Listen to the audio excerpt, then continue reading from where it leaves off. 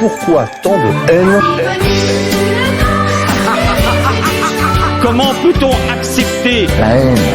La haine intacte. La vengeance et la haine. Ce n'est pas acceptable. Je vous demande de vous arrêter. Taisez-vous! Pourquoi tant de haine?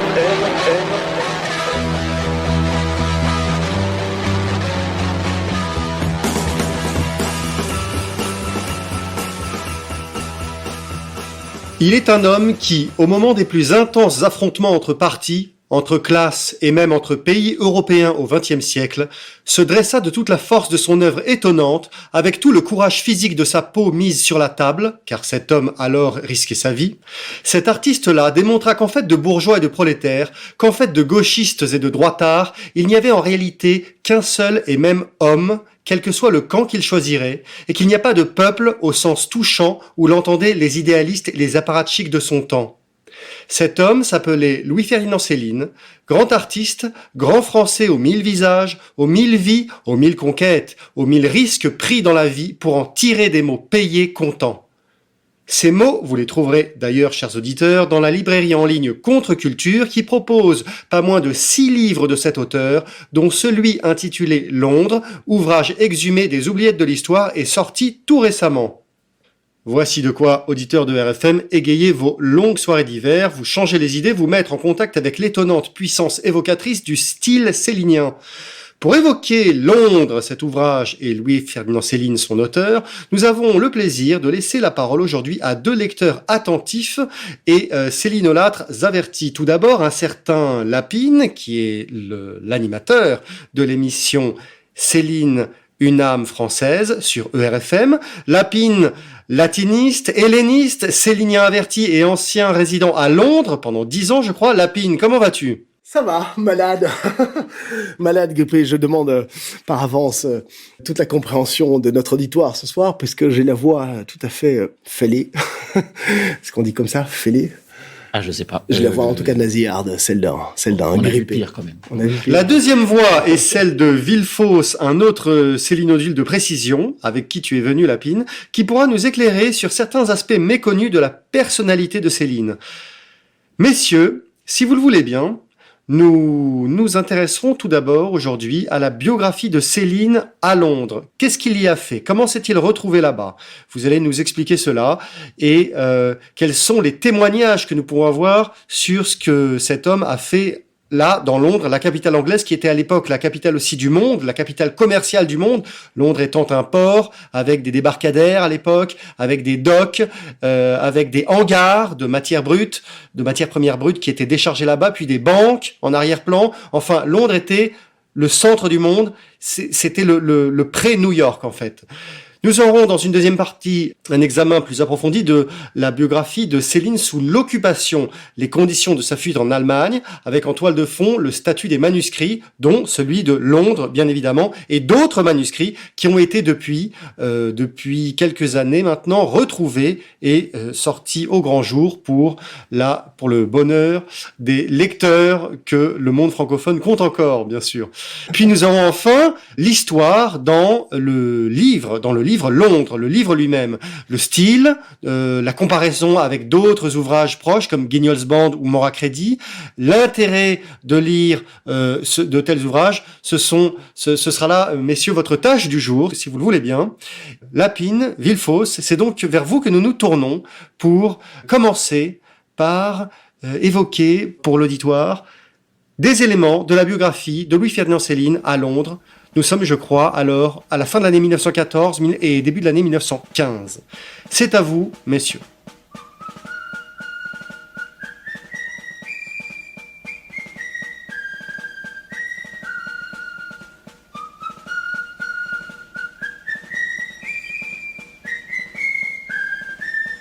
Vous savez, quand on vous lit, Céline, nous avons l'impression que vous composez vos livres d'une façon très directe, très coulante, que ce fameux style parlé qui est votre caractéristique est né d'une sorte d'improvisation constante. Est-ce que c'est vrai? Oh non, mais je sais pas du tout. En réalité, je travaille avec beaucoup de labeur, j'ose dire. Il y a l'éloquence naturelle, mais ça évidemment c'est une base. Mais enfin, la feuille de papier ne retient pas l'éloquence naturelle. On connaît la pauvreté de ce que donnent les discours à la Chambre ou les plaidoiries quand elles sont transcrites en sténo, n'est-ce pas? Non. Et dans le peuple, l'envoi du van, n'est-ce pas?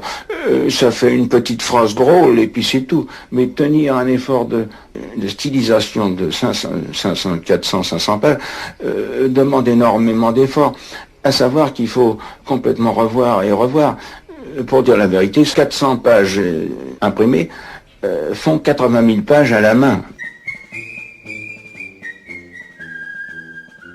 Ces manuscrits viennent de sortir.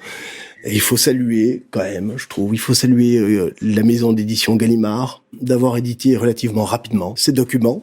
Oui, avec un appareil critique développé et pointu quand même. Enfin, avec, en tout cas, une introduction... De Londres, en tout cas. Tout à fait. Oui. Des introductions correctes, malgré ce qu'on entend dans la presse aujourd'hui. Moi, je trouve que les introductions, d'une part de Pascal Fouché et d'autre part de Régis Tetamanzi, sont tout à fait correctes. Ils permettent aux novices de se faire une idée de l'importance de la découverte de ces manuscrits. Oui, et d'autant plus que ça arrive dans une période où la littérature est un peu en déshérence, où l'aspect complètement nécrosé de cette vieille littérature, revivifiée en plus parallèlement par une sorte de néo-féminisme. Bon, Céline arrive là un peu comme un pavé dans la mare, notamment avec ce roman Londres, où il se passe un tas de choses qui seraient totalement, si c'était pas Céline, complètement impubliables aujourd'hui. Vive Katique la putain, celle qui n'aime le matin, à l'aube-brise crève le grain, ni mon cœur fidèle, ni les roses.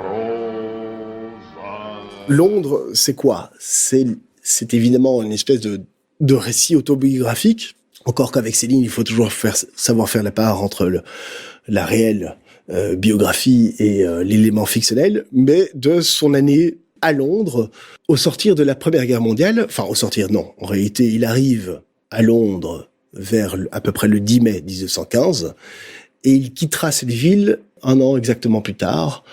Depuis Liverpool, il ira donc au Cameroun, comme chacun sait, vers Douala. Et le manuscrit retrouvé, qui est en fait une espèce de première ébauche de Guy Nosband, mais ça on reviendra là sur ce sujet, évoque donc ces 12 mois passés dans cette capitale, tu l'as dit en introduction, cette capitale extrêmement importante d'un point de vue commercial, c'est vraiment un port absolument essentiel dans le développement du capitalisme la première moitié du XXe siècle.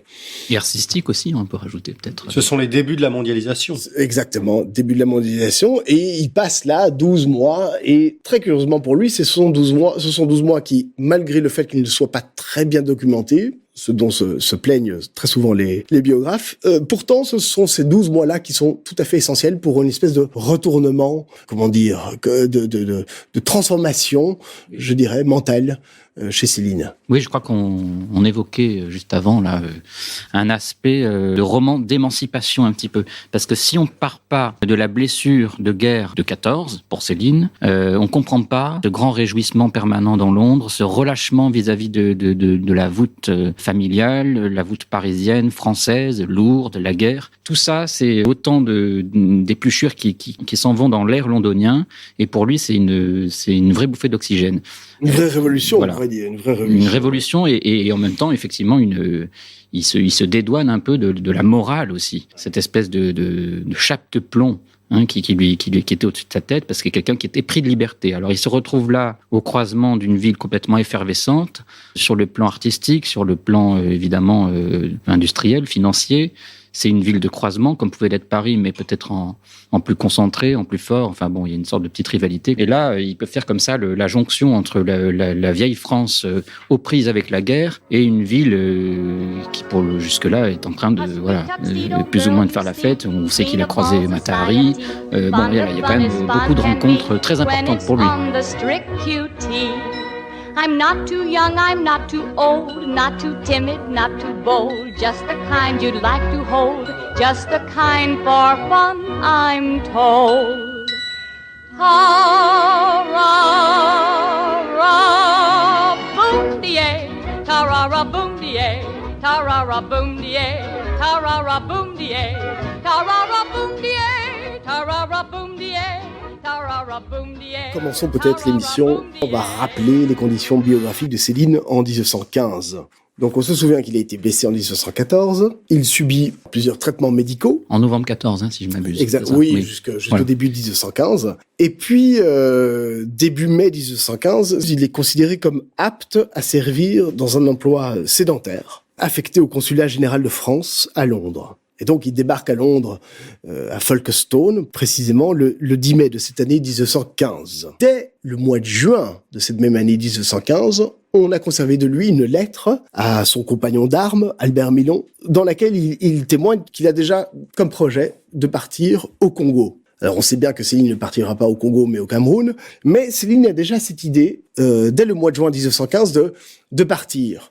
On sent qu'il a envie de fuir la guerre. Puisque, évidemment, comme il n'est pas encore réformé, il peut à tout moment être rappelé sous les drapeaux. Donc il arrive à Londres dans le courant du mois de mai de 1915, et il est affecté comme inspecteur auxiliaire au contrôle militaire du consulat qui se trouve à Bedford Square. C'est dans le quartier du British Museum. Alors techniquement, qu'est-ce que ça veut dire d'être l'inspecteur auxiliaire au contrôle militaire? Ça veut dire qu'il doit contrôler les passeports de tous ceux qui arrivent dans la capitale. Alors on peut imaginer, nous sommes en pleine Première Guerre, le nombre de personnes qui cherchent à fuir cette guerre, n'est-ce pas? En fuyant à Londres, on sait que l'Angleterre, ils n'ont pas encore envoyé leurs propres soldats à la guerre.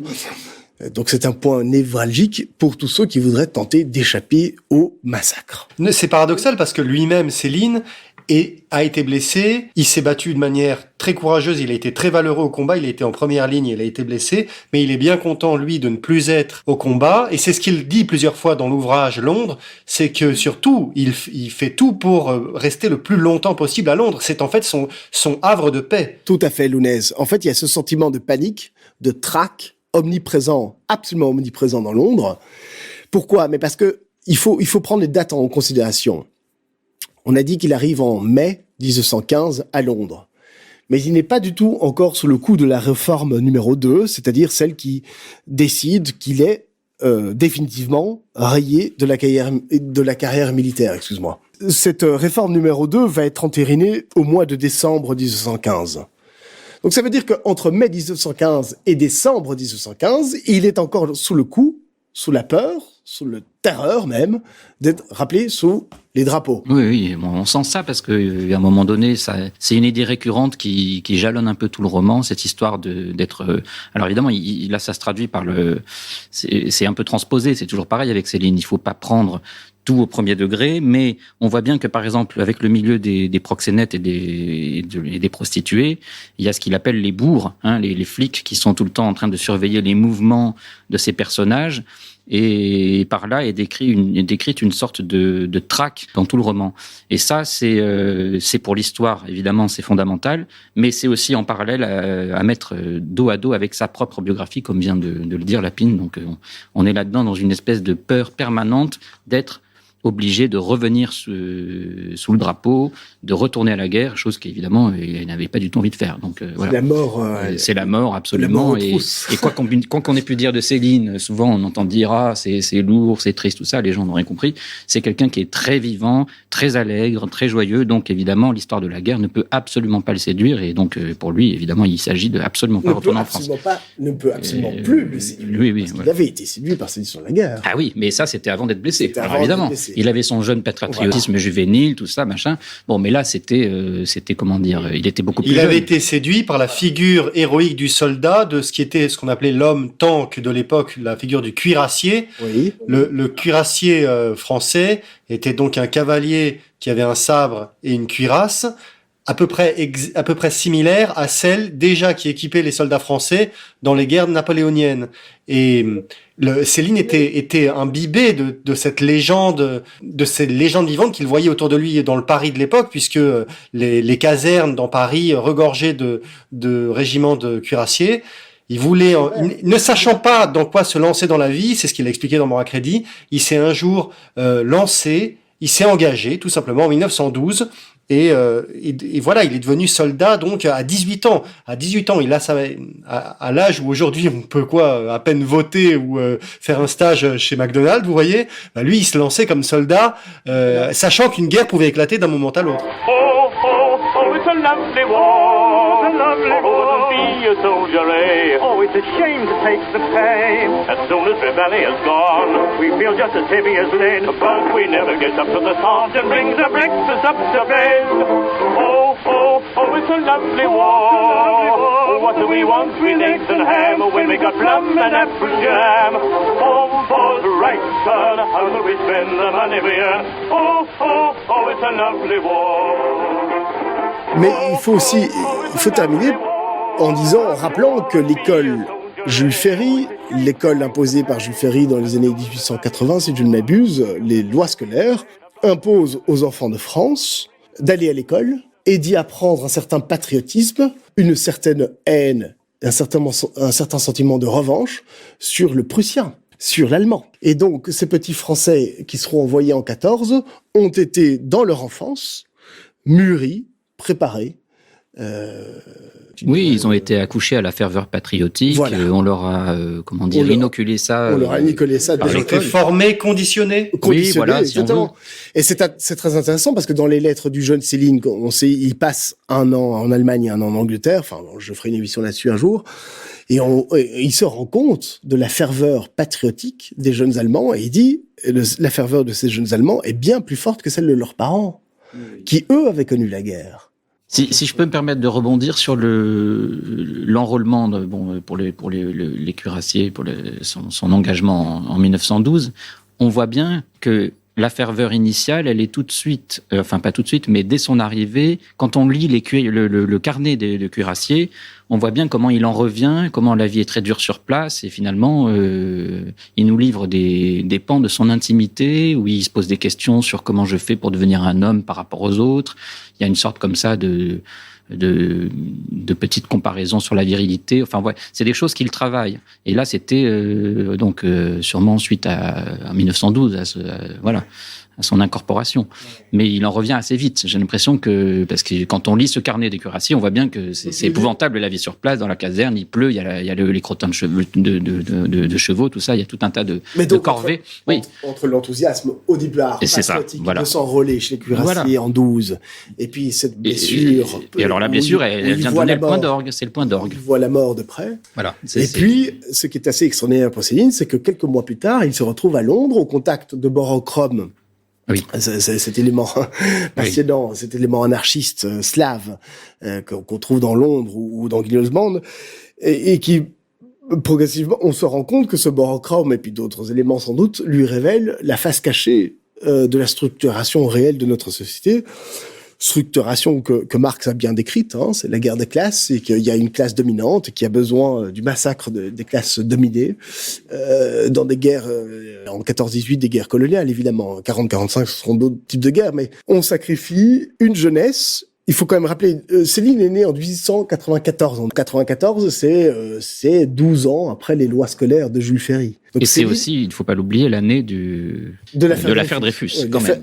C'est une génération de Français vraiment qui est élevée dans la haine et la revanche. La haine, peut-être que j'abuse un peu de ce terme, mais en tout cas dans le sentiment de revanche contre l'Allemagne. Donc c'est toute une génération qui va être envoyée à la mort en 14 et par un miracle. C'est pas vraiment qu'ils ont été élevés dans la haine, mais c'est oui, non, tu as raison, Lapine. Ils ont été fanatisés par une république qui avait besoin d'unir d'unir et de façonner des patriotes autour d'une idée commune contre un ennemi extérieur. Alors que en réalité, le personnage de Borochrome serait en fait comme un être situé au-dessus de ce plan, qui aide à comprendre qu'en réalité le peuple aurait plutôt intérêt à se coaliser contre un ennemi intérieur et non pas contre des ennemis extérieurs. Exactement. Cette bourgeoisie de la qui va initier la Troisième République, pour faire passer la pilule de la perte de l'Alsace-Lorraine, qu'elle a voulu elle-même en réalité, s'est dit, tiens, on va faire une école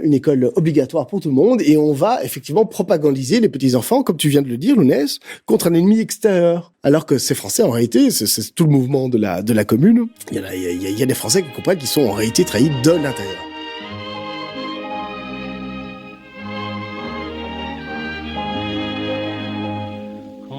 Chanteront le temps des cerises et gai rossignols et merles moqueurs seront tous en fête. Les belles auront jolie en tête et les amoureux du soleil au cœur. Quand nous chanterons le temps des cerises, sifflera bien mieux le merle.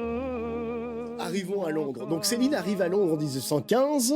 Il vient de voir la mort en face. Et là, il se trouve au contact de ce Borochrome, c'est-à-dire une espèce d'anarchiste slave. Il faut quand même pas oublier que 14-18 officiellement démarre à cause du meurtre de François-Joseph par un anarchiste. On oublie trop souvent que l'anarchisme, ça veut dire quelque chose à l'époque. Oui, et les lanceurs de marmites infernales, notamment. La morale qui lui a été inculquée par son père, et à travers son père, par la société, par l'école, par l'État, est une morale de sacrifice qu'on impose aux petites mains du peuple, n'est-ce pas? Mais plus du tout pour un roi. Cette fois-ci, c'est pour le grand pouvoir du grand capital. Je fais un peu le marxisme, mais il faut bien le dire, c'est un peu ça. Hein. Et est-ce qu'on peut dire aussi, parce que le personnage de Borochrome, il est intéressant à plus d'un titre. Si on analyse de près le personnage un peu drôlatique, alors c'est lui aussi, pareil, chez Céline, il n'y a jamais qu'une seule facette d'un personnage, il y en a plusieurs. Voilà, alors Borochrome, c'est un poseur de bombes, mais c'est aussi un musicien qui joue du piano, c'est un conteur, et donc c'est cet aspect-là aussi qui a beaucoup séduit Céline. Il faut bien voir que 1914, on vient de l'évoquer, d'accord, mais c'était aussi une démarcation pour Céline, et pas que pour Céline d'ailleurs, pour tous ceux qui ont connu cette guerre. Très souvent dans ses apparitions médiatiques, François Gibault nous l'explique très bien, qu'il y avait le monde d'avant et le monde d'après 14. Et ça, Céline y revient aussi plus tard dans ses interviews de fin de vie. Donc on voit bien comment, pour lui, la blessure, elle marque sa biographie et elle la projette dans le monde d'après de manière définitive. Et c'est d'autant plus vrai qu'avec Borochrome, quelque part, il l'accueille et il l'accouche sur le plan politique, idéologique et même, pourquoi pas, artistique. Il y a une forme de petite folie qui se plaît à lui raconter des histoires. Et donc, ça c'est un ravissement pour Céline. Il y a un côté narratif de Borochrome qui fait écho au côté narratif, d'ailleurs, de Céline. Ce pourquoi on retrouve aussi, en parallèle, dans Mort à crédit et aussi dans Londres, des extraits de la légende du roi Crogol. Là aussi, c'est le côté les légendes celtes. Voilà, ça c'est encore un autre aspect. Mais il y a tout ça qui fusionne un peu chez Borochrome. Le côté conteur, le côté politique, le côté artiste. Et puis aussi le côté un peu hors norme, c'est-à-dire qu'il en fait un gros personnage qui baisouille comme ça dans les coins. Enfin, c'est vraiment, il est insaisissable. Mais de toute façon, c'est un personnage célinien justement pour ça, ce côté insaisissable. Après donc après un bref congé à Paris, bien documenté parce que Céline allait draguer des inconnus à la terrasse du Café de la Paix. Donc on sait que Louis fait l'objet d'une décision de réforme numéro 2, nous explique maître François Gibault, c'est-à-dire une réforme qui le fait sortir définitivement de tout devoir militaire, mais interdit, en tout cas lui refuse toute traite, ou je ne sais pas comment on dit, toute solde. Il ne reçoit donc pas il a plus de d'argent. pension, il n'a pas de pension, il ne reçoit pas de pension malgré malgré le fait d'être déclaré 75% invalidité, invalide. Voilà. Donc on imagine Céline en décembre 1915, donc il a 21 ans, il est déclaré inapte à la guerre, mais il ne reçoit plus d'argent de l'État français. Alors ça, évidemment, qu'est-ce qu'il fait notre Ferdinand ? Qu'est-ce qu'il va faire ? Est-ce qu'il va rentrer à Paris ? Ou est-ce qu'il va au contact de son copain Georges Geoffroy, dont je vais lire 2 lettres très amusantes d'ailleurs pour donner un petit peu la nature et la qualité de leur amitié, que va-t-il faire ? Restera-t-il à Londres, jeune, au contact de ses music-halls, de ses prostituées, etc. Ou bien va-t-il rentrer à Paris ? Eh bien, on a bien compris, il reste à Londres.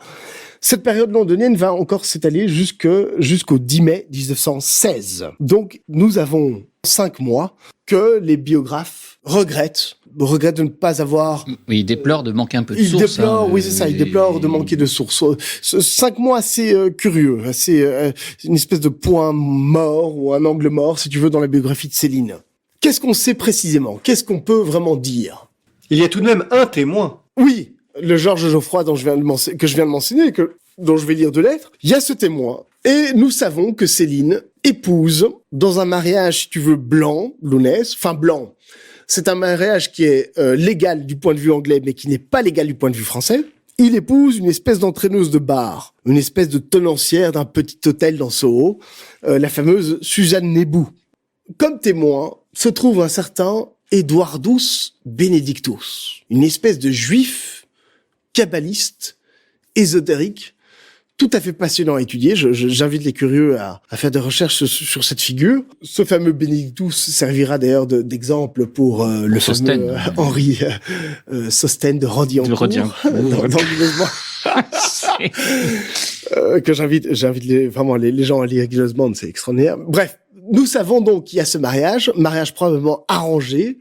Mon hypothèse, c'est qu'il épouse cette Suzanne pour lui donner des papiers réglementaires, en échange de quoi elle lui donne un logement et de quoi grailler, de quoi se nourrir. Et nous savons que Céline part en catastrophe 10 mai 1916. Il part en catastrophe depuis Liverpool pour le Cameroun.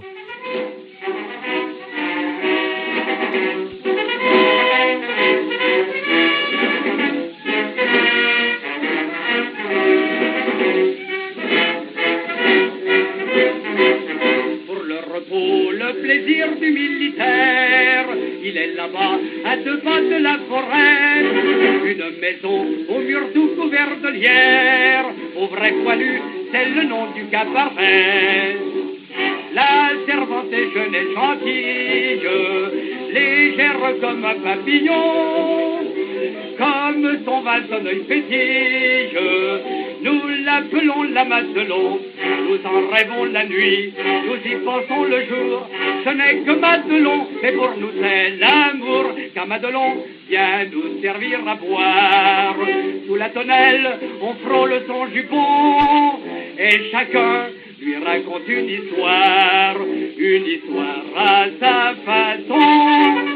La Madelon pour nous n'est pas sévère. Quand on lui prend la taille ou le menton, elle le rit, c'est tout le mal qu'elle sait faire. Madelon, Madelon, Madelon.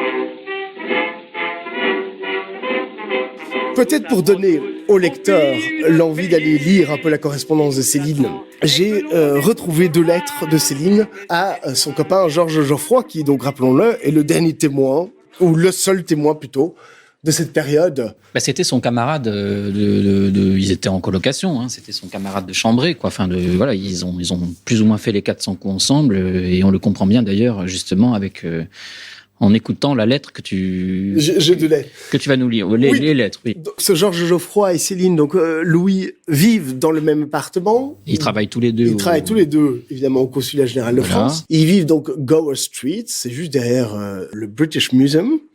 Je vais te lire une lettre écrite une 20aine d'années plus tard, donc à son camarade Georges Geoffroy, ce qui donne un peu une idée du type de camaraderie qui existait entre ces 2 garçons. Je cite. « Mon cher vieux, je te vois en chagrin à cause d'Hélène.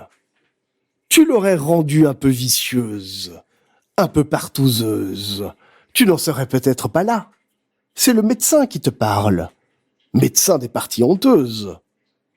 Elle n'aurait point trébuché à la ménopause dans quelque imbécile frénésie romantique et romanesque. La femme possède un potentiel sexuel terrible.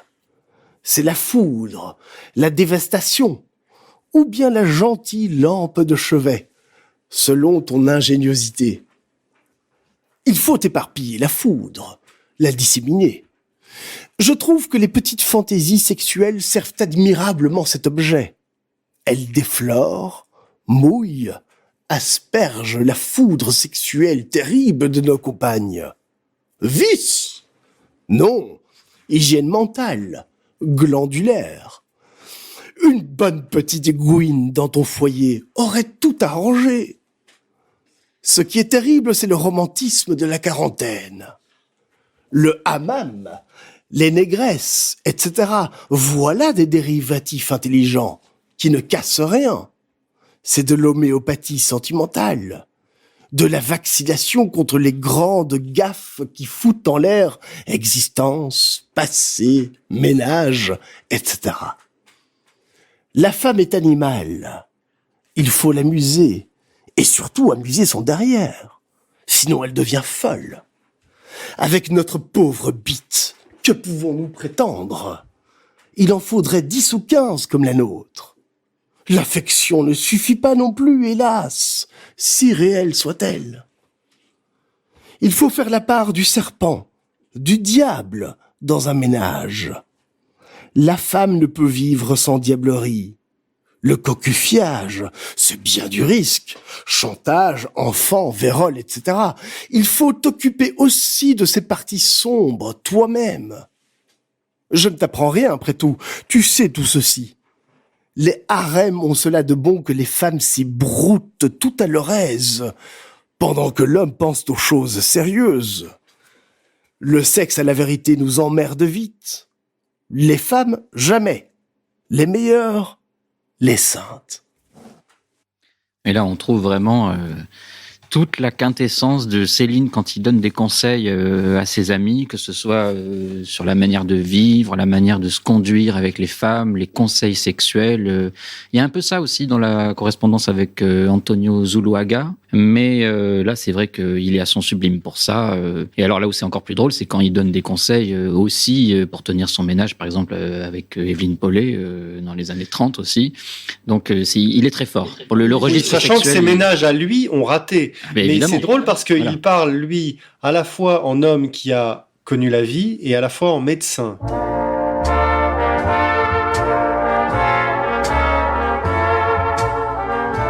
Que c'est bon d'être demoiselle, car le soir dans mon petit lit, quand l'étoile Vénus étincelle,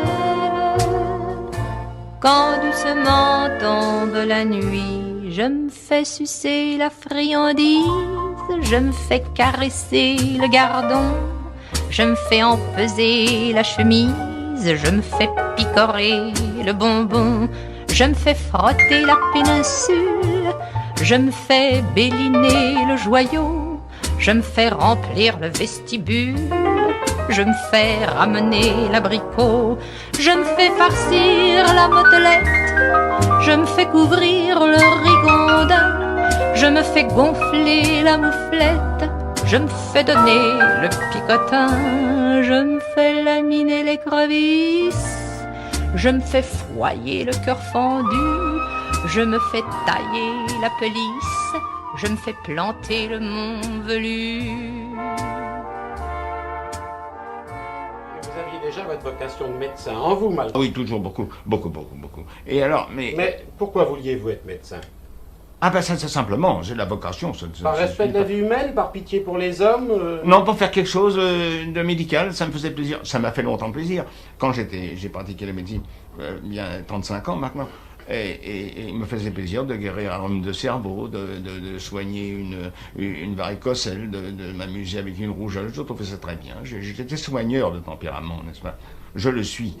Est-ce la souffrance de l'homme ou bien la maladie en elle-même qui vous intéresse? Ah non, la souffrance de l'homme, je dis, s'il souffre, il va être encore plus méchant qu'il n'est d'habitude, et il va se venger, et puis c'est pas la peine, il se trouve bien, bon, très bien, qu'il aille mieux, quoi, voilà.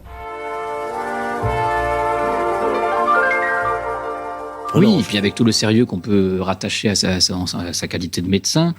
Mais justement, c'est là où il nous séduit. Je ne veux pas parler que pour moi, mais enfin, je pense que bien des lecteurs pourraient se retrouver dans ce que je vais dire. C'est que c'est un chatouilleur des âmes, mais aussi des organes.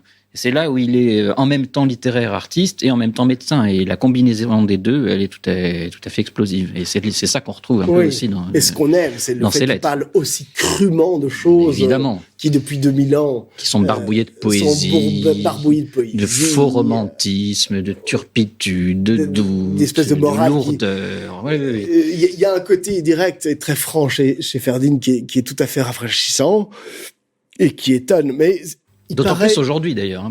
Oui, c'est vrai.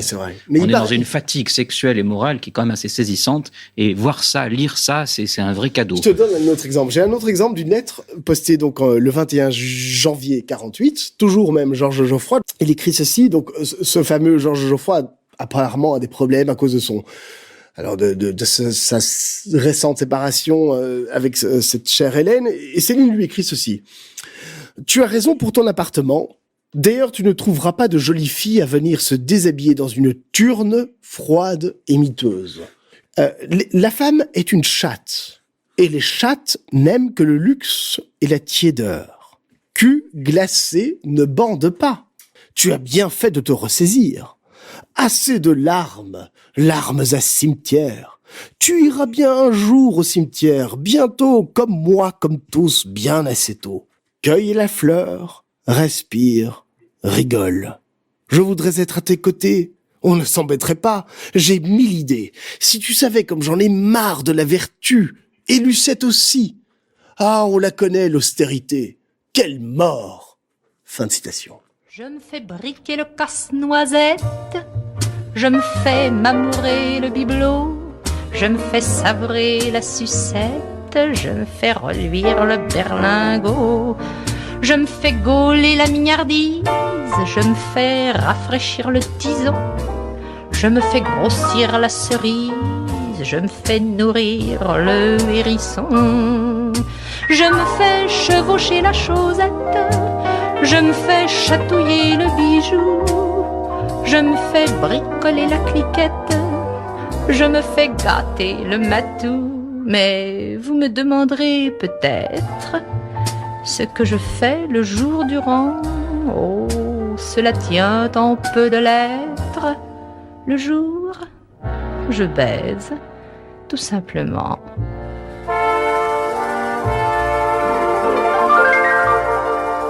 Pour Allons, peut-être on s'égare un tout petit peu. On s'égare. Oui, enfin, c'est amusant, mais c'est c'est pas grave. intéressant. En même temps, on parle de Céline, donc on peut se permettre certaines libertés. Mais oui, on va toujours beaucoup digresser quand on parle de cet auteur. C'est tellement passionnant. Il recèle de telles richesses. C'est un univers tellement riche qu'il y a en lui. Je voulais rebondir sur le rôle, sa relation un peu contradictoire, parce que avec d'une part le côté sexuel qui est omniprésent dans son œuvre, et en même temps, on sait bien comment, par exemple, y donner une certaine importance au rôle de l'Église dans la société, en tout cas pour la France. Lui, il parlait pour la France. Bon, ça peut peut-être s'étendre à l'Europe, mais quand on sait très bien qu'il s'est intéressé à la question mystique, et plus précisément dans sa relation avec le prêtre Lotion. Je ne sais plus comment on prononce. Le pasteur. Pardon, voilà. Il dira au pasteur Lotion que c'est le seul être humain qui lui ait serré la main à la sortie de la prison. Oui. C'est ça qui a invité Céline. Symboliquement, c'est quand même fort. Oui, c'est très fort. Et puis, il y avait aussi une autre anecdote. Alors là, les sources, je les ai que en mémoire, mais je pense que c'était quand il était à la SDN, à la Société des Nations, et qu'il voyageait par le monde. Il était avec des Sud-Américains. Et il s'entretenait par rapport à la solidité d'une société, et qu'en gros, la société tenait sur un trépied. Il y avait l'école d'une part, l'église de l'autre et le bordel. Et si on enlevait un de ces trois trépieds, eh bien évidemment la société se cassait la figure. Mais il incluait quand même l'église, et il trouvait cette théorie. Alors je ne sais plus dans quoi c'était rapporté. Bon, peut-être trouver ça dans la biographie. La grande supériorité des religions chrétiennes, c'est qu'elles n'auraient pas la pilule. Elle saisissait l'homme d'auteur au berceau. Alors ça, tu le tiens d'où ça? De mémoire, c'est... D'accord. C'est ton mea culpa. Non, mea culpa, c'est... Ah oui, ben voilà. Bon. Elle leur regardait sans embâge. Toi, petit putricule informe, de naissance, tu n'es que merde. C'est ça qu'ils reconnaissaient. Le grand avantage de la religion, c'est qu'au moins, par rapport à la propagande, aujourd'hui, c'est ce qu'on appelle le marketing aujourd'hui, qui souffle en permanence sur notre petite peau orgueilleuse de sous-être, n'est-ce pas, de sous-golo-golo. Achète une Mercedes. Tu es beau. Tu seras beau et désirable. Elle te voudra. Céline reconnaît au moins aux religions traditionnelles cette constante distanciation face à l'orgueil naturel de l'être humain. Et au désir. Qui est lié, le désir est lié. Je ne parle pas des désirs sexuels, mais consumériste tout. Voilà. C'est-à-dire que nous sommes des espèces de fils de singes, des espèces de dégénérescence d'Adam et Ève, et le Satan n'arrête pas de nous souffler sur l'orgueil que nous sommes l'égal de Dieu. Et Ferdinand reconnaît au moins, tu as tout à fait raison de le dire, Villefast, il reconnaît au moins en religion traditionnelle, c'est vrai les religions catholiques, mais... Elles font tenir la société, malgré tout. Au moins, elles faisaient tenir la société, tout en rappelant que c'était de naissance des sous-merdes. Je suis un petit-fils de fiente. Oui. Lapine, rappelle-toi que tu pues la fiente. De naissance, à la mort, tu pues la fiente. Et là-dessus, je peux bâtir une civilisation qui, pendant 1000 ans, va construire des Notre-Dame, des cathédrales d'Amiens, de Reims, Jean-Sébastien Bach. Parce que tous ces gamins-là, qui ont fait tout ça, de la naissance, on leur disait, mais tu pues la fiente. De toi excrée l'odeur du péché mortel. Satan t'a déjà dévoré l'âme, petite sous-merde. Pardon, je me laisse un peu aller, excusez-moi.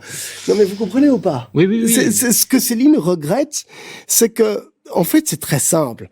Il regrette que la civilisation moderne a remplacé évidemment le PR, le public relation, qui a remplacé, il faut lire les travaux de Edward Bernays, donc le neveu de Freud, qui a remplacé le mot propagande par Edward le mot... Bernays, celui qui avait écrit Propaganda. Voilà, et il a compris, Céline, à l'avant, si tu veux, que pour fabriquer de grandes civilisations, il faut démarrer de l'humus, l'humilité. Il faut d'abord ramener les hommes à leur humilité.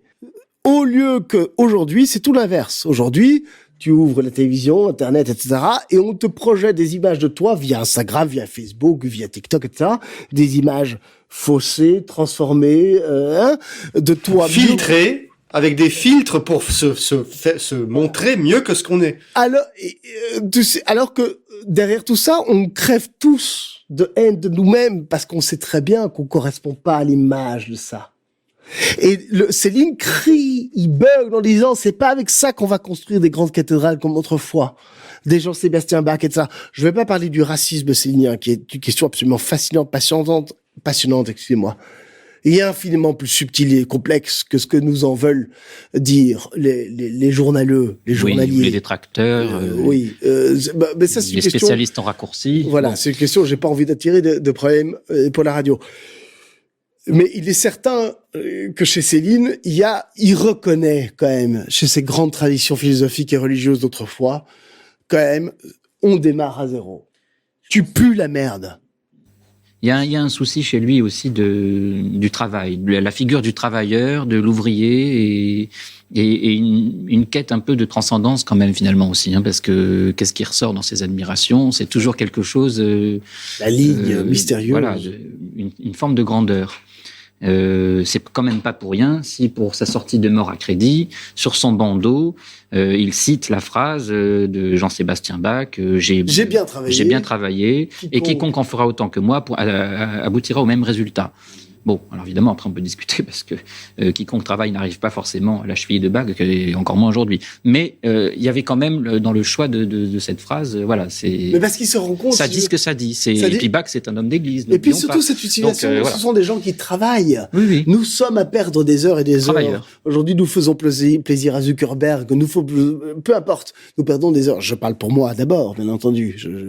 Loin de moi l'envie de jouer à Torquemada, mais nous perdons des heures au profit d'un capitalisme, d'abord, qui attire et qui capte et qui retient notre attention, plutôt que de consacrer ces heures perdues idiotement, pour faire comme Céline, travailler des heures et produire un Mort à crédit. Ouais. Moi, demain, Lapine, je crève, on se souvient pas de moi, et Céline, travaillant des heures, ou Jean-Sébastien Bach, des siècles plus tard, on se souvient de ces idées. Oui, mais voilà. Mais il le dit. Je suis le père sperme. Alors les gens comprennent pas l'allusion, on la rattache à une allusion sexuelle. Alors peut-être au premier degré, d'accord, le sperme, d'accord. Mais c'est la création, c'est l'accouchement.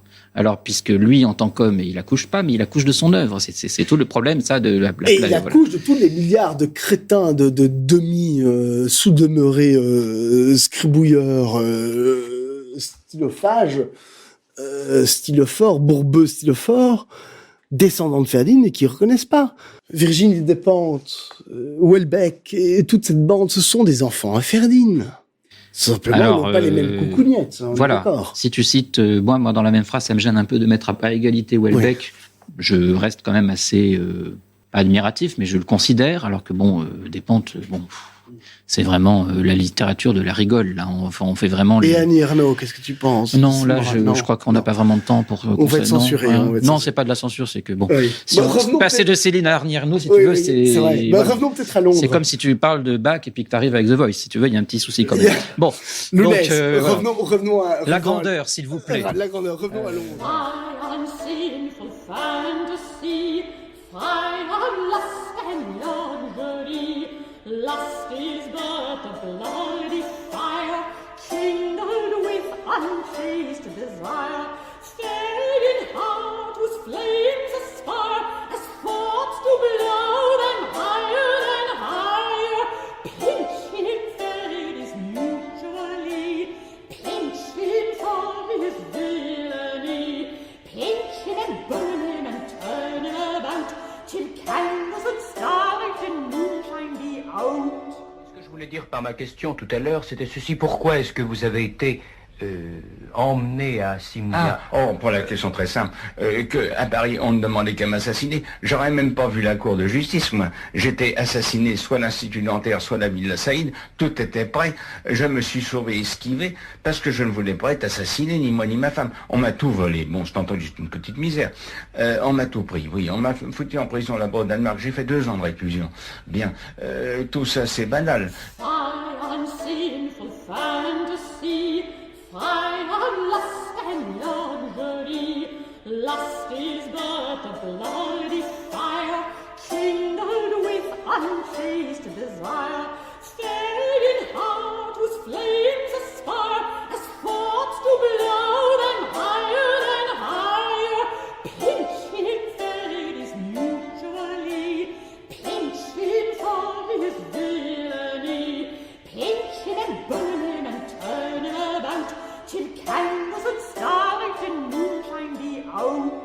Lounès. Si on revient au manuscrit de Londres, on va pas parler de guerre ce soir, mais de Londres. Ce qu'on entend souvent, c'est « Ah, Ferdinand a dû quitter de manière précipitée Paris en 1844. Tu te souviens, le débarquement des Alliés, donc c'est le 6 juin 1844. Et tu entendras en permanence Céline quitte de manière précipitée, dans la panique générale. Il prend son char, ils s'en vont rapidement. Voilà. Donc sous-entendu... Les bagages. Voilà. Bon. Donc sous-entendu, Londres, en fait, aurait été un roman prêt à la publication. Nous avons cherché un petit peu si une telle affirmation était correcte. Est-ce que vraiment Londres peut passer pour un roman qui était prêt à la publication? Bon, en posant la question, tu as bien compris que la réponse, non. Évidemment que non. Alors, je propose de faire un petit peu un bref panorama de qu'est-ce qui se passe pendant l'occupation. Alors, on sait que dès début 1942, Céline prépare sa retraite au Danemark, où il avait entreposé, avant la guerre, une partie très importante de ses économies chez la danseuse Karen Marie Jensen. Le débarquement, au fond, enfin, je sais pas si tu es d'accord, en fait, Villefausse, mais j'ai l'impression que le débarquement ne fait que acter ou ne fait que déclencher une décision qui, en réalité, avait été déjà mûrie, réfléchie, depuis longtemps, envisagée, planifiée. Et pourquoi est-ce que je dis ça? Parce que nous avons des témoignages que pendant l'occupation, que ce soit à Paris, à Saint-Malo, chez son ami Jean-Paul, chez José Laval, la fille du malheureux Pierre Laval, à l'Institut allemand, avec son ami Karl Lemting. Oui. Karl Lemting, oui. À l'ambassade d'Allemagne devant l'ambassadeur Otto Abels.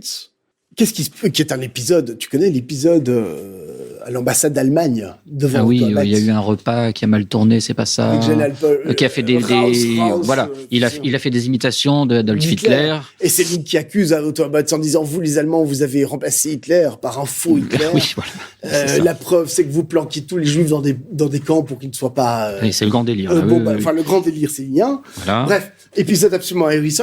Il faut indiquons quand même aux auditeurs que les mémoires de Benoît Méchain sont absolument fascinantes à cet égard. Bref, pendant l'occupation, Céline clame partout que les Allemands ont déjà perdu la guerre. Alors, Lounès, tu te souviens, la chute de Stalingrad le 2 février 1943, ça ne fait que confirmer une impression profonde chez Céline. Ce qui se passe, c'est que le débarquement le 6 juin 1944, en réalité, non pas précipite, mais déclenche un départ auquel Céline et Lucette s'étaient déjà préparés. Et j'en veux pour preuve que, si j'en crois François Gibault dans sa absolument merveilleuse biographie, Oui, là, tu es d'accord? c'est la source C'est quand même. la base absolue. Ah oui, oui, oui. Si j'en crois François Gibault, eh bien, les 6 premiers mois de l'année 1944, Céline effectue 4 retraits à la banque pour une somme totale de 600 000 anciens francs. À l'époque, un ouvrier qualifié gagnait à peu près 5 000 anciens francs. Donc 600 000 francs français, si mon calcul est bon, ça représente à peu près 10 années de travail d'un ouvrier qualifié. Ouais, il prépare sa cavale en quelque sorte. Oui, mais donc tu vois, dire que sa cavale est précipitée, non, ça n'est pas possible. Il prépare sa cavale. Alors, le 6 juin, il y a débarquement des Alliés en Normandie, comme tu sais, ce qui, pour Céline, déclenche quelque chose en réalité qu'il avait déjà prédite et prévu depuis longtemps. La preuve, c'est que 2 jours plus tard, le 8 juin, Céline prend le temps de vendre la préface de son Guignol's Band, qui vient d'être publiée un mois avant, à un célèbre marchand de tableaux qui s'appelle Étienne Bignoux, et non pas Fernand Bignoux, comme on lit chez Gibault. Malheureusement, ça c'est une petite erreur.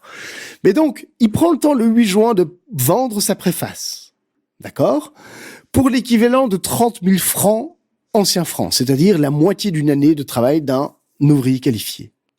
Pour l'anecdote, c'est ce même marchand qui avait autrefois acheté le manuscrit de Voyage au bout de la nuit, contre une somme certaine, bien entendu, et un petit tableau de Renoir.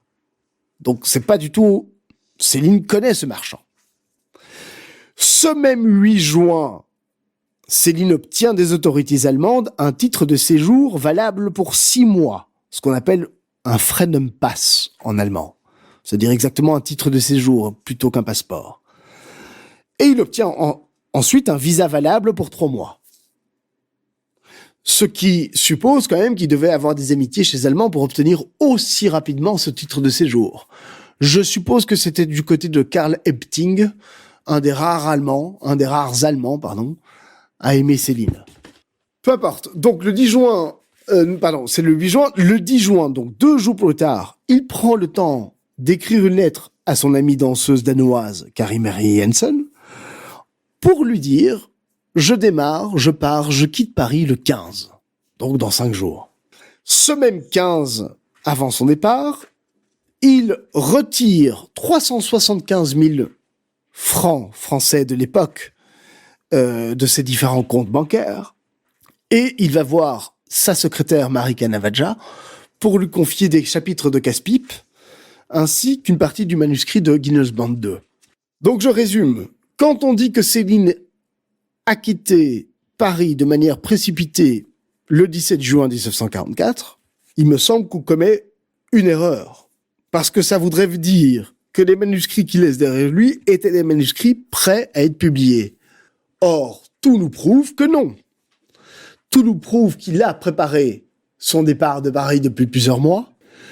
Tout nous prouve par le fait que Guinness Band, et ça je vais le montrer, ainsi que mon ami Villefos, nous allons montrer que Guinness Band est la version achevée de Londres.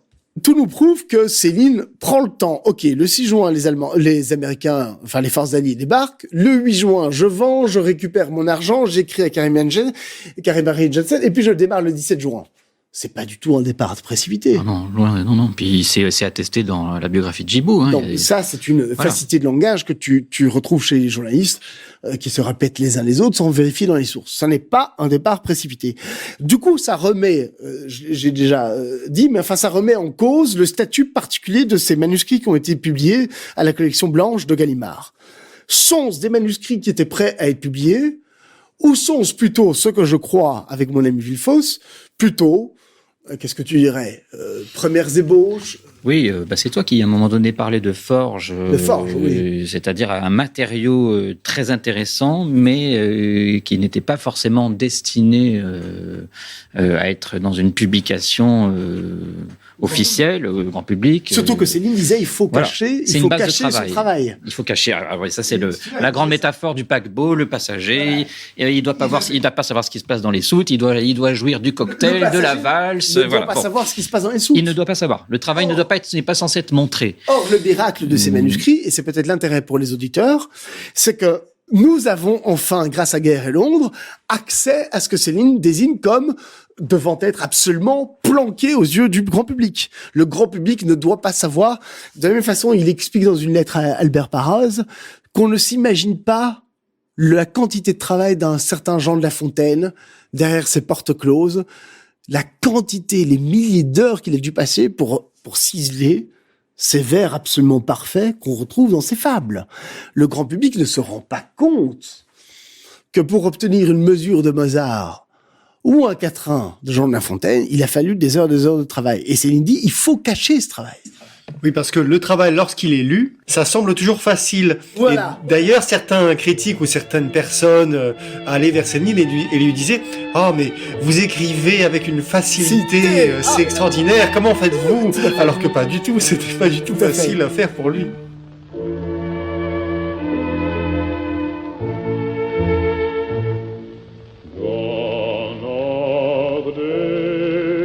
When my heart was young and gay, gone are my friends from the cotton fields away, gone from the earth to a better land I know.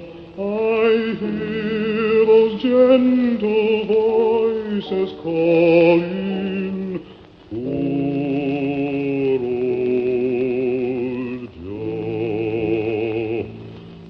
I'm coming, for my head is bending low. I hear those gentle voices calling, poor old Joe. Pour dire la vérité, ça fait 400 pages imprimées, font 80 000 pages à la main. Le lecteur n'est pas forcé de le savoir, il ne doit même pas savoir cette affaire de l'auteur à effacer le travail. Vous mettez le lecteur dans un paquebot et tout doit être délicieux, n'est-ce pas? Ce qui se passe dans les soutes, ça ne le regarde pas. Et ce qui se passe sur la passerelle, ça ne le regarde pas. Il doit jouir des paysages, de la mer, du cocktail, de la valse, de la fraîcheur des vents, et tout ce qui est mécanique, ou servitude, ou service, ne le regarde pas du tout. Why do I weep when my heart should feel no pain? Why do I sigh that my friends come not again? Grieving for forms now departed long ago, I hear their gentle voices calling.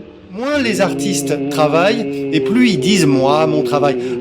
Et plus les artistes travaillent réellement, moins en fait ça se voit, moins ça sort, et moins ils en parlent eux-mêmes, et ils ont cette pudeur assez de chat, quoi. Mais justement. Donc tu comprends, Lounès, que l'intérêt pour le public, c'est que là, tout d'un coup, grâce à la publication de ces manuscrits de Guerre et de Londres, il a accès, en fait, à quelque chose que Céline, normalement, avait mis tout son soin et toute sa pudeur, comme tu viens de dire, et tout cette espèce de dandysme à cacher. De ce point de vue-là, évidemment, Guerre et Londres sont tout à fait passionnants pour les lecteurs. Oui, le tout, c'est de ne pas égarer un lecteur qui pourrait commencer sa lecture avec Céline en tombant sur Guerre ou Londres et de dire « ça y est, je sais ce que c'est Céline, parce que j'ai lu Guerre ou j'ai lu Londres ». Il ne faut pas fausser le... C'est un peu comme si quelqu'un te disait « ça y est, je sais ce que c'est Peter Bruegel », en ayant vu une photo en noir et blanc d'une de ses toiles, non plutôt, en ayant vu une photo en noir et blanc d'un croquis préparatoire à cette toile. Ceci dit, les croquis sont intéressants à regarder. Mais bien sûr qu'ils sont passionnants. Parce que souvent dans les dessins, on voit les premières ébauches, les premiers coups de crayon. Donc ça reste Londres quand même quelque chose à lire. Mais Londres c'est est passionnant. Pas, voilà. Pour les auditeurs de RFM, évidemment que Londres comme Guerre sont des livres à acheter parce qu'ils donnent tout des différentes thématiques chères à Céline. Mais bon, là tu parles, ça nous ramène encore au sujet de tout à l'heure. Je parle des gens, si tu veux, qui auraient peur de Céline. Oui, qui auraient peur, mais la peur, elle a été façonnée, cette peur. Elle ne naît pas de rien. Mais est-ce que tu es d'accord avec moi que Guerre et l'ombre permettent justement, peut-être, parce qu'il n'y a pas encore tout ce travail des 3 petits points, il n'y a pas ce travail encore stylistique. La prose n'est pas encore éclatée avec cette... Elle n'est pas encore célinienne. Voilà, c'est elle un n'est pas travail vraiment célinienne, quoiqu'elle est célinienne dans son fond, mais pas dans sa forme. Oui, c'est ça. Oui. Donc, elles permettent aux gens qui ne sont pas peut-être capables encore de rentrer dans la forme, au moins d'accéder au fond. D'accéder au fond, aux thématiques, aux différentes thématiques de Céline. Et c'est pour ça, de ce point de vue-là, que pour le lecteur qui serait absolument, même pas le lecteur, pour celui qui serait absolument effrayé de lire, eh bien, lire Guerre et l'ombre, rassurez-vous, c'est comme si tu devais regarder, si tu veux, un dessin préparatoire. Tu n'as pas encore besoin d'avoir ton œil disposé à distinguer toute la palette des couleurs. Absolument. Oui, tout à fait. Non, c'est une bonne manière d'entrer finalement dans l'œuvre célinienne. C'est peut-être le livre qui manquait au livre disponible de cet auteur. Il tombe à pic, effectivement, pour des gens qui voudraient commencer à comprendre de quoi il s'agit sans ouvrir un trop énorme pavé. Pour pouvoir s'habituer peu à peu, Londres est sans doute un bon compromis.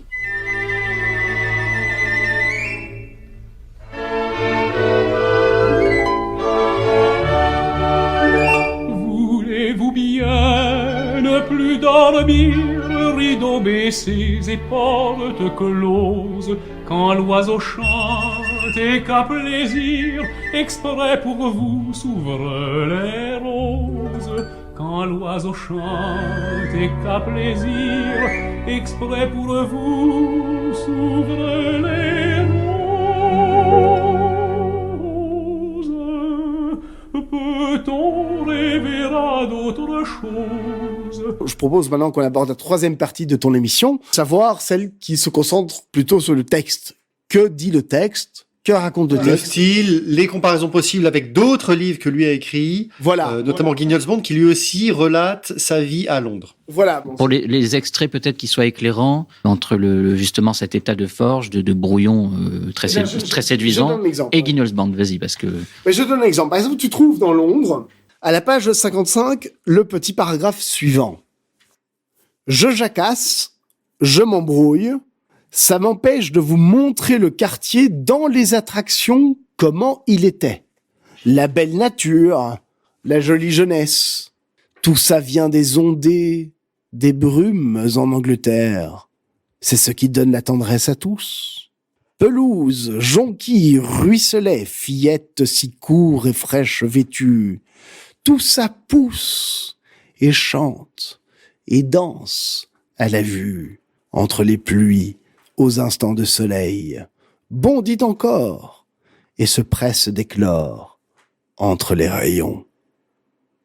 Il arrive le beau temps merveilleux d'être attendu par tant de monde et de fleurs en peine.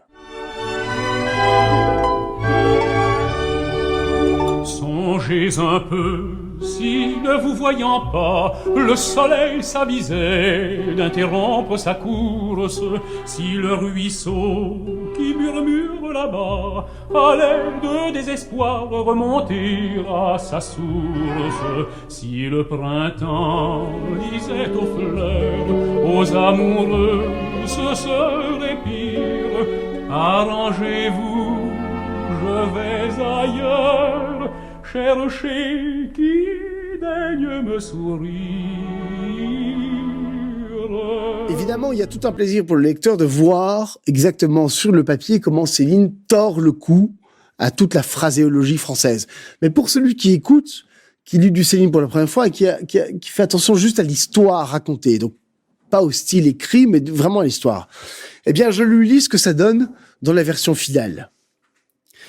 Mettons que vous venez de Piccadilly. Vous descendez à Wapping. Il faut que je vous guide. Vous trouverez pas. En sortant du tube, c'est à gauche, entre les frigos. C'est étroit comme rue. Du mur de briques. Des pavillons des deux côtés, la gueule leu, comme des jours de semaine. Ça finit plus. Ça recommence. Une ribambelle. Une éternité de maison. Pas une fantaisie.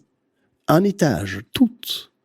une petite porte de trottoir, le marteau en cuivre, ainsi des rues et puis des rues, à la traverse et la suite, Plymouth Street, Blossom Avenue, Oak Alley, Neptune Commons. Des kyrielles de la même famille, tout ça bien aligné, convenable. Certaines gens vous disent que c'est triste. Ça dépend des jours, des saisons. Avec un petit coup de soleil, ça devient joujou. Ça se met en frais. Il y a de la misère, c'est une chose. Il y a des géraniums plein les fenêtres, plein les croisées. Ça vous égaye. C'est les briques qui font monotone. Grasses, poisseuses de fumée partout. Des suins, de la brume, des coltards. Alors je crois qu'on dit des coltards.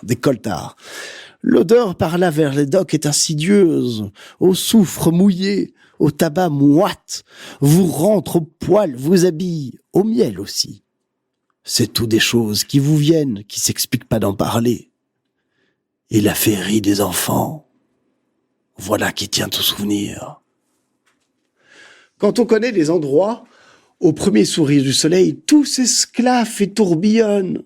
Gambade, sarabande, c'est la kermesse des lutins, d'un bout à l'autre de Wapping. De perrons en Porsche, ça culbute à la course, à la sauvette, fillettes et garçons, à qui perd gagne, à qui mieux, à sangeux espiègles et pimpants.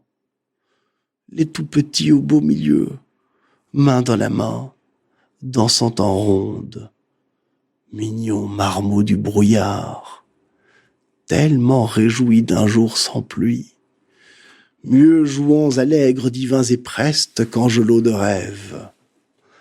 Et puis tout autour barbouillés, bandits pour rire, tourmentent les filles malmènes passant, les piaillant monstres. Policeman, don't touch me, I have a wife and a family. D'autres coquins surgissent à l'assaut, agrippent les filles par les nattes. How many children have you got? 25 is my lot. Sur ce, la ronde reprend criarde à voix toute fausse, d'enroué farouche garnement. Et puis celle-ci bien trépidante et qui se danse à deux par deux. Dancing Dolly hide not sense, she bought a fiddle for 18 pence. Et puis tant de jolies chansons fraîches et comiques, galantes, qui me dansent tout souvenir. Toutes à l'essor de la jeunesse. Et tout ainsi au fond de ces ruelles, dès que le temps s'arrange un peu moins froid, un peu moins noir, au-dessus du quartier Wapping, entre Poplar et les Chinois. Alors la tristesse s'en va fondre par petites grises au soleil. J'en ai vu, moi, des quantités qui fondaient ainsi, des tristesses plein les trottoirs, en vérité, goûtaient au ruisseau. Mutines, fringantes fillettes aux muscles d'or. Santé plus vive. Bondis fantasques d'un bout à l'autre de nos peines. Tout au commencement du monde, les fées devaient être assez jeunes pour n'ordonner que des folies. La terre alors tout en merveilles capricieuses et peuplée d'enfants tout à leur jeu, et petits riens, et tourbillons, et pacotilles, rires éparpillés, danses de joie, rondes emportent. Je me souviens tout comme hier de leur malice, de leurs espiègles farandoles au long de ces rues de détresse en ces jours de peine et de faim. Grâce soit le leur souvenir. Frémousses mignonnes, lutins au fragile soleil. Misère, vous vous élancerez toujours pour moi, gentiment, à tourbillon, anges riants au noir de l'âge, tels en vos ruelles autrefois dès que je fermerai les yeux, au moment lâche où tout s'efface.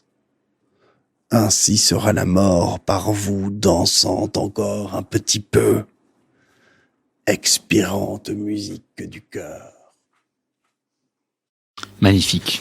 Là, on a toute la poésie célinienne, évidemment. Ça, c'est élaboré dans les années 40, Guignol's Band. Donc, voilà, là, on a Lapine qui nous fait une danse. Voilà. Et on a expirante musique du cœur. Et on a pu noter d'ailleurs que la danse, c'est quelque chose qui revient souvent, que ce soit avec les termes de valse, de danse, de rigodon. Rigodon, alors évidemment, c'est le terme beaucoup plus connu puisque c'est le titre de son dernier roman. La fin des beaux draps aussi est particulièrement évidemment. Lyrique. Ça, c'est sûr. Alors les beaux draps, ça finit en musique d'ailleurs. Voulez-vous bien ne plus dormir, rideaux baissés et portes closes, quand l'oiseau chante et qu'à plaisir, exprès pour vous s'ouvrent les roses. Quand l'oiseau chante et qu'à plaisir, exprès pour vous s'ouvrent les roses. Peut-on rêver à d'autres choses? Voulez-vous bien ne plus dormir? Le diamant ciselé taillé de Guillemond et la pierre brute de Londres. Évidemment, si quelqu'un vient vous dire « je connais Céline parce que j'ai lu Londres », mais il aura un aperçu, mais il n'aura pas... aperçu, mais aux yeux de quelqu'un qui a vu la toile en couleur sur place, évidemment, celui qui lui dit « je connais Bruegel parce que j'en ai vu une photo en noir et blanc dans tel album de X, Y ou Z de mon université », t'as envie un petit peu de lui rigoler à la gueule. C'est moche d'être né en 1893, je le dis. La pire souffrance, plus que tout, même d'être infirme, où j'étais pourtant bien comblé, même de la défense misérable où je tenais plus l'air qu'un fil, l'atroce qui rend l'avenir encore plus aride et coupant que le couperait dans l'aube, c'est qu'on aura trouvé les deux, la forme et le fond. C'est qu'on n'aura pas trouvé les deux. C'est qu'on n'aura pas trouvé, pardon, pour donner aux autres la chanson, tiens, voilà encore une allusion musicale, pour leur rendre, avant qu'on crève, soit toute cette infection, cette bouse toute divine et bien aimable, le si tendre, le chaud, jusqu'au cœur même et plus près encore du pire moment des choses, puisque c'est là qu'il est et que j'en ai toujours été bien sûr que l'endroit là est tout musique, et tout je t'aime, et tout chanson, c'est l'absolu, quoi. Si tout près de la misère et si loin des choses de plaisir, je le sais bien. Je parle pas des femmes, c'est des fleurs. Ça pousse sur n'importe quel fumier, n'importe quel homme. Ah bah justement, voilà. Je parle pas des femmes, c'est des fleurs. Ça pousse sur n'importe quel fumier, n'importe quel homme. Donc on a compris la métaphore célinienne. L'homme est un fumier, et la femme est une fleur. Exactement. Mais curieusement, paradoxalement, cette fleur a besoin de se nourrir de son fumier. D'un pu, pour s'épanouir. Donc, tu viens de lire cette citation de Londres. Voici ce que ça donne dans Mort à crédit, publié donc en 36, comme on sait. Maintenant aussi, il faut se rendre compte, les femmes, c'est toujours pressé. Ça pousse sur n'importe quoi. N'importe quelle ordure leur est bonne. C'est tout à fait comme les fleurs. Au plus belle, le plus puant fumier. La saison dure pas si longtemps. Donc on voit... L'homme, ce petit fumier, quel est ce miracle que ce petit fumier qui pue la fiente puisse engendrer, produire, nourrir et défouragailler de telles jolies plantes, ça c'est une autre chose. Entre la version primale ou primaire dans Londres et la version achevée dans Mort à crédit, je crois que l'auditeur entend que dans Mort à crédit, la métaphore est plus riche. Voulez-vous que l'on vous chante la romance? La romance, voulez-vous que l'on vous chante la romance du muguet? C'est un chant plein d'élégance, la romance, c'est un chant plein d'élégance, la romance du muguet. Nous la chantons en cadence, la romance, nous la chantons en cadence, la romance du muguet. Alors après, au niveau poétique, il y avait quand même des belles trouvailles, parce que je crois que l'extrait qu'on a lu, c'est page 527, et puis la suivante, on a ça. C'était surtout la question de brumes fragiles, libres, qui passaient comme des danseuses pressées à la surface des eaux, en leur voile comme un miroir mouillé. Là, on a quand même aussi déjà des amorces quand même, évidemment, peut-être moins envolées, moins rythmées, moins heurtées, mais évidemment qui ne sont pas encore fragmentées par les 3 petits points, la posiopèse, pour le terme consacré. C'est toute la différence entre un produit fini, qui sont les livres que nous connaissions déjà depuis de nombreuses années, et Londres, qui est plutôt un croquis, comme nous le disions précédemment. Messieurs, nous nous dirigeons peu à peu vers la fin de cette émission, hélas. Et on a le encore rien temps passe dit. vite en votre compagnie, mais nous prenons encore quelques instants pour faire un peu une synthèse de votre vision de Londres, de cet ouvrage donc qui est sorti récemment, pour pouvoir en dégager les aspects les plus importants. Dans quelle mesure nous conseillons cette lecture à nos auditeurs, surtout en regard de l'époque actuelle? Évidemment, chez Céline, tout est très riche. Le moindre écrit est d'une richesse infinie.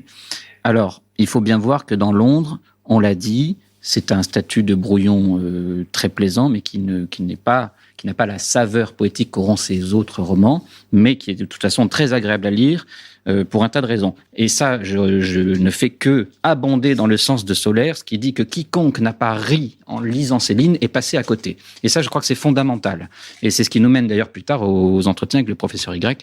On a quelque chose d'absolument comique. La vraie lecture efficiente pour Céline, c'est de ne pas se stopper au premier degré des moraleux, évidemment. moralineux. Voilà. On a oublié quand même un thème fondamental qu'on a très peu évoqué. Il y a aussi la médecine. Quand même, c'est là où il nous révèle sa vocation médicale avec notamment le personnage de Hugenbitz, le docteur Hugenbitz. Voilà, qui va les héberger dans sa demeure. Alors là, il y a une sorte de fascination de Céline où il nous révèle vraiment que pour lui, c'est vraiment ôter le malheur et le mal-être des hommes sur le plan, évidemment, d'abord physique, mais du coup aussi moral. Once, twice, thrice, I Julia tried, the scornful puss has oft denied, and since, I can no better thrive, a scornful puss has oft denied, so kiss my ass, so kiss my ass, so kiss my ass, Julia tried, the scornful puss has oft denied. Après, on a aussi la présence des femmes. Quand même, ça pullule de prostituées, de femmes. Alors après, on peut évidemment, là, Lounès, par rapport au regard d'aujourd'hui, c'est sûr que c'est beaucoup plus problématique.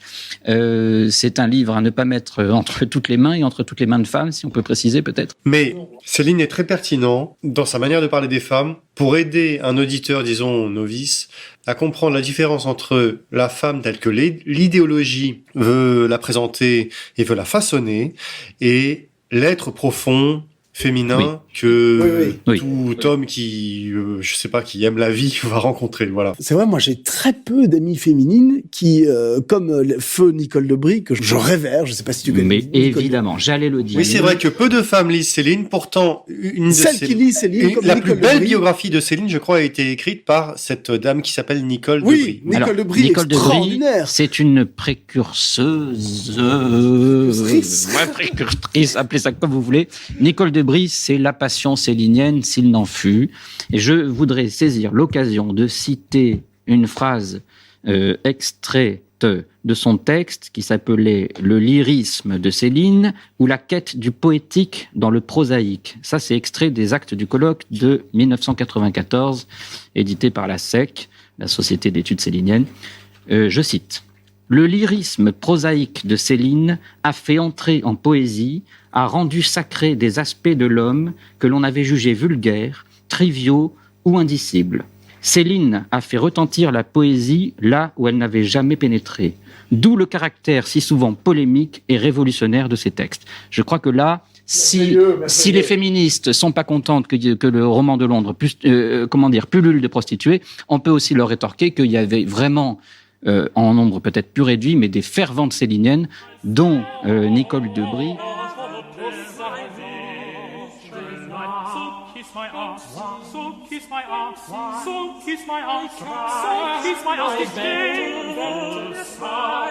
Good clown, it is my mistress I. So kiss my ass, so kiss my ass, so kiss my ass, and your side. Good clown, it is my mistress I. So kiss my ass, so kiss my ass, so kiss my ass, so kiss my ass, better slide.